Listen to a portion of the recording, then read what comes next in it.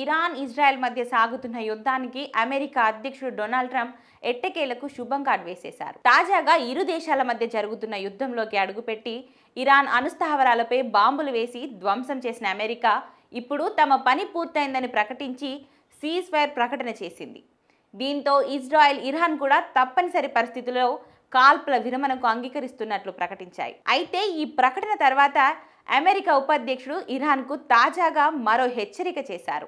Iran అణుస్థావరాలపై తాము బాంబులు వేయడం వెనుక అణ్వస్త్రాల తయారీ అడ్డుకోవాలన్న ఉద్దేశం మాత్రమే ఉందన్నారు. ఇరాన్కు అణ్వాయుధాలు అందకుండా చేయడమే తమ లక్ష్యమన్నారు. అయితే ఇజ్రాయెల్తో కాల్పుల విరమణ తర్వాత మళ్ళీ ఇరాన్ అణ్వాయుధాల తయారీకి ప్రయత్నిస్తే ఏం జరుగుతుందో జేడీ వ్యాన్స్ హెచ్చరించారు. భవిష్యత్తులో ఇరాన్ అణ్వాయుధాలు తయారు చేయాలనుకుంటే బలమైన అమెరికా సైన్యాన్ని ఎదుర్కోవాల్సి వస్తుందని ఉపాధ్యక్షుడు జేడీ వ్యాన్స్ హెచ్చరికలు జారీ చేశారు. తాము ఇరాన్తో యుద్ధంలో లేమని, అయితే వారి అణ్వాయుధ కార్యక్రమాలపై మాత్రం పోరాడుతున్నట్లు చెప్పుకొచ్చారు. ఇరాన్ దగ్గర ఉన్న యురేనియాన్ని శిథిలాల కింద పాతేసినట్లు ఆయన వెల్లడించారు.